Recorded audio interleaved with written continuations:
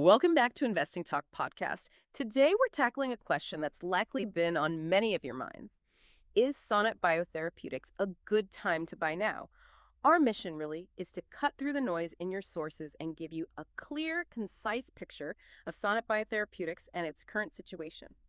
We want to help you understand this pretty complex landscape quickly. Before we jump in, if you're finding these discussions valuable, please remember to hit that subscribe button, give us a like, maybe leave a comment too. And hey, if there's a specific company you'd like us to look into next, just let us know in the comments below.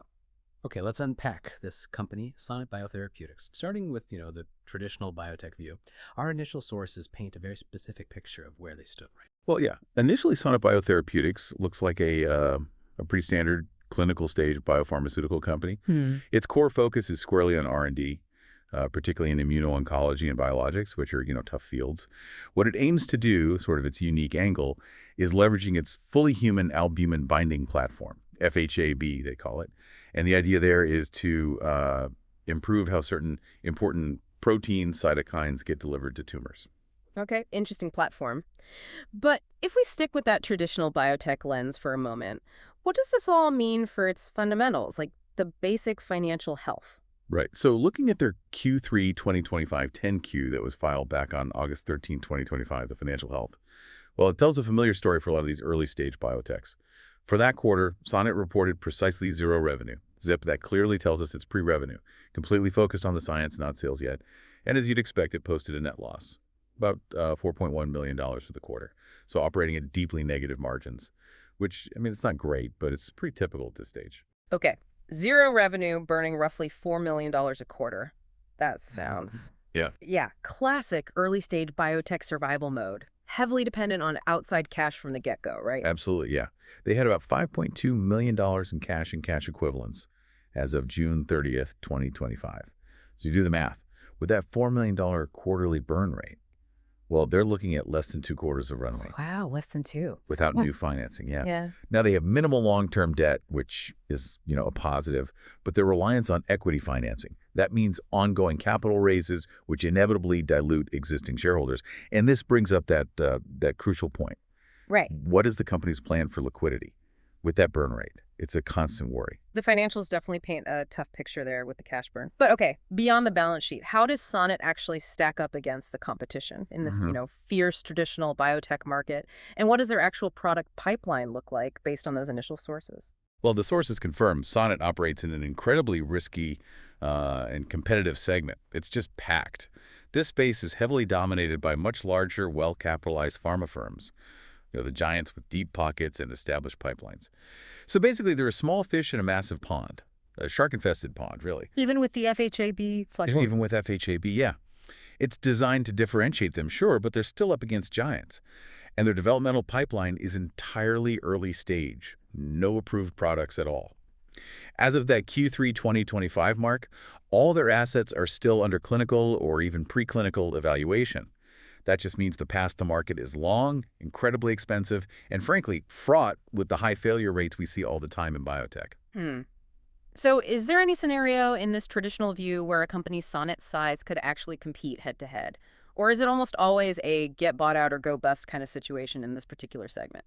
That's a really good question. Look, in this specific immuno-oncology space, for a company at Sonnet's stage, a successful buyout or maybe a major partnership is often the most realistic, positive outcome for shareholders.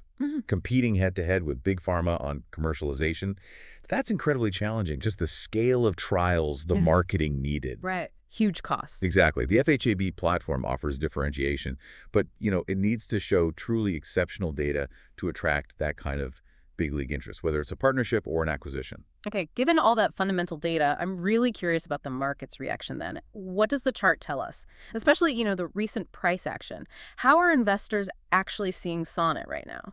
Well, the recent price action has been exceptionally volatile. That's the main takeaway. The stock closed at $5.90 on September 12th, 2025, which was, get this, a 48.99% jump from the previous session. Wow, nearly 50% in a day. Yeah. That kind of single-day surge is a clear sign of extreme volatility, probably driven by some specific news or event. And looking back, its 52-week range stretched from $1.64 all the way up to $11.28. That just emphasizes how wide those swings can be. Now, in terms of trends, yeah, it shows strong upward momentum very short term, especially after a jump like that. But the long-term picture, heavily negative. We're talking a multi-year downtrend here. Technical indicators like the RSI, the Relative Strength Index, it's approaching overbought territory above 70 after those huge gains. Okay. And the price also spiked above both its 50-day and 200-day moving averages. That's often seen as bullish for short-term traders.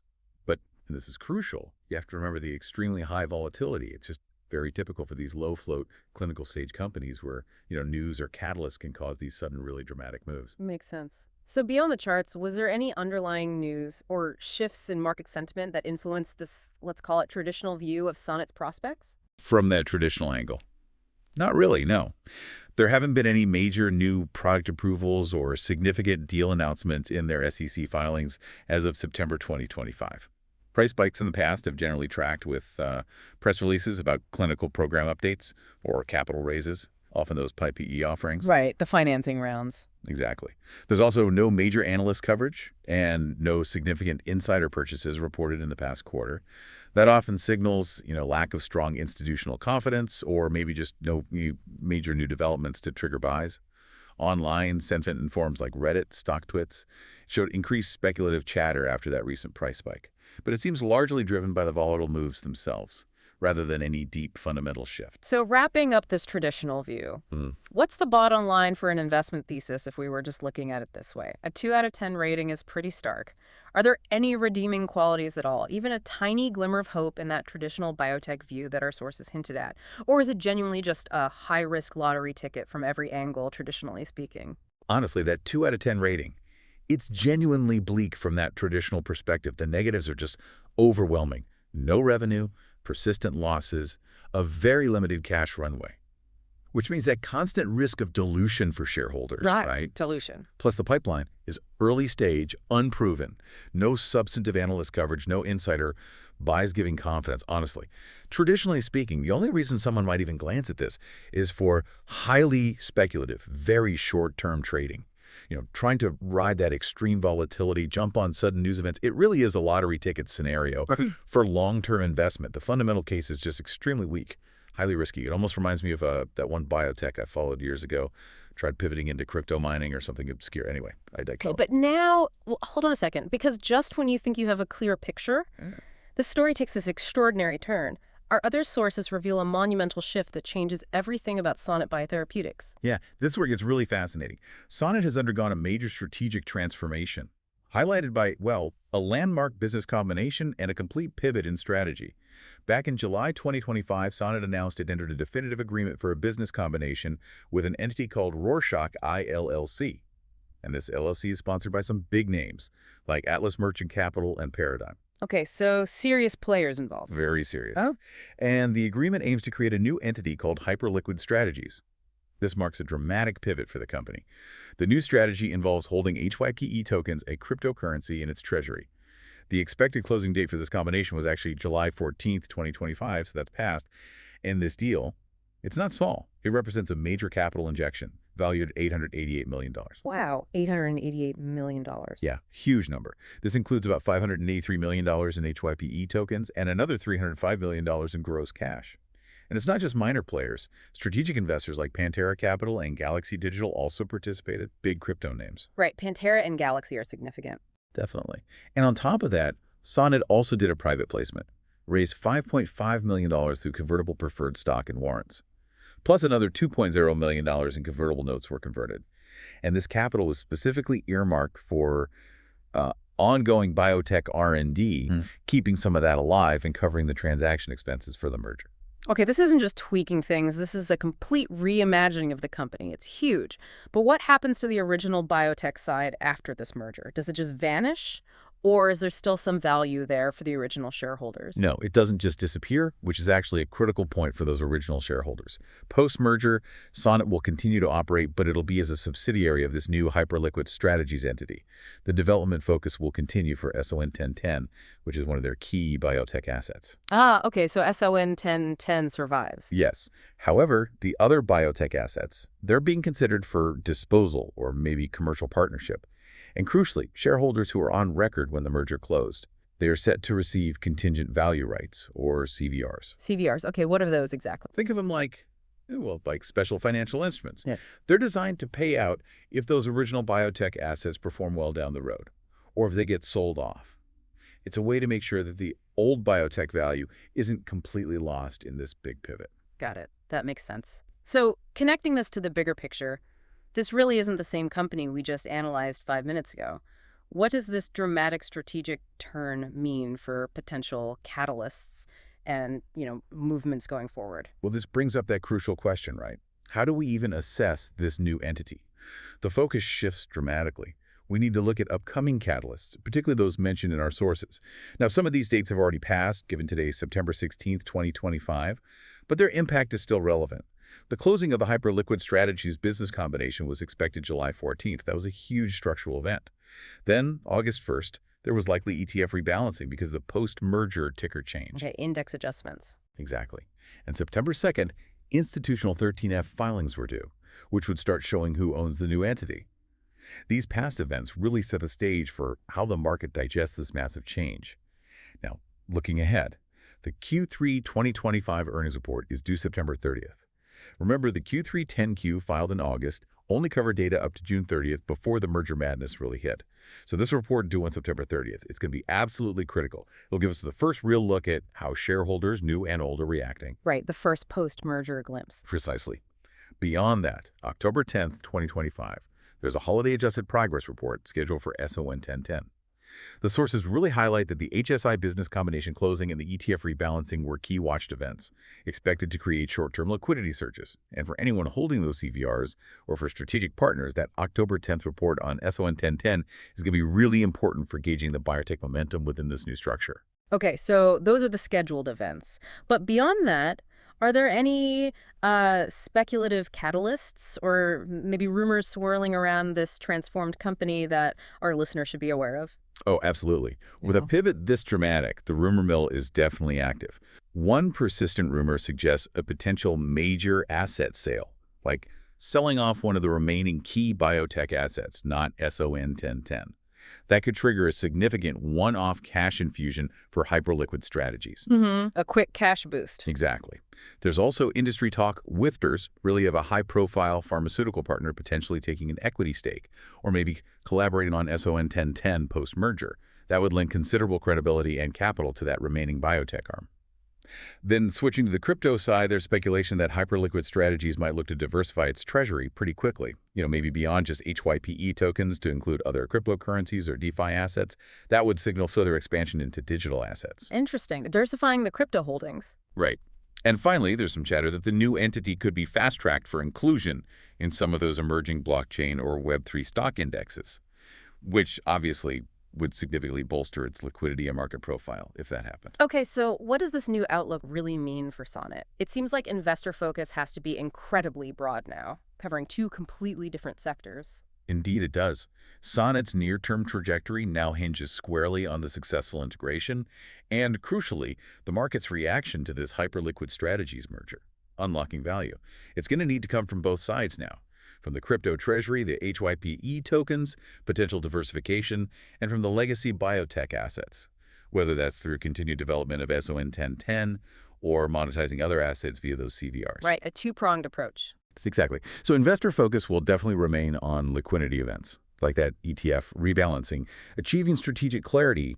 How does this hybrid structure actually work day to day? And of course, confirming ongoing asset monetization and partnering within this really evolving operating structure. It's complex, no doubt about it. So let's try and bring it all together. What does this mean for someone considering Sonnet BioTherapeutics now? We've gone on quite a journey here from a frankly struggling biotech with a 210 rating to a company pivoting hard into crypto, armed with a huge capital injection and these CVR things for its biotech assets. It's a wild ride. It really is. And it begs that fundamental question. Is Sonnet BioTherapeutics now a biotech company? Is it a crypto investment? Or is it something entirely new? The investment thesis has fundamentally, radically shifted. That initial 210 biotech rating we talked about, it's just not fully applicable anymore to this combined entity. Not really. It's definitely not an either situation. It's become a both hand. And that demands a much more nuanced, careful consideration from you, the potential investor. Yeah. Because now you're looking at really contrasting risks, aren't you? On one side, you still have those traditional biotech risks lingering, potential clinical trial failure for SON 1010, the cash burn for R&D, although admittedly that huge capital injection helps mitigate the immediate cash crunch. Yeah, $188 million helps there. It does. But then on the other side, you're basically embracing the inherent volatility, their regulatory uncertainty, everything that comes with the crypto market through hyperliquid strategies. And that means the investment horizon also changes dramatically. It's not just about waiting years for biotech pipeline results anymore. Now it's also about market sentiment around crypto assets, HYPE token value, potential diversification, plus the strategic management of both these very different business segments. It's a juggling act. So if you had to boil it down, what would be the absolute key takeaway for our listener from this truly dynamic situation? I think the key takeaway is this. The company's value proposition is now a unique blend. It's part clinical stage oncology platform focusing on SON 1010 with those CVRs attached for legacy shareholders, and it's part cryptocurrency treasury strategy with HYPE tokens right at the core, for now at least. The new potential for capital, that $888 million deal, dramatically alters the previous cash runway problems we saw in the traditional analysis. That's huge, but it introduces an entirely new set of risks tied to crypto asset valuation, market volatility, regulation, you name it. What's really fascinating here, I think, is that the new company is trying to capture value from two very different, often uncorrelated industries.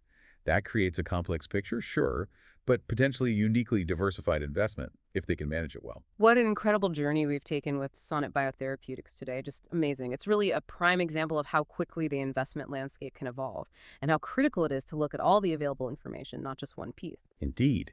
It really challenges us, doesn't it? To think beyond those conventional classifications we usually rely on.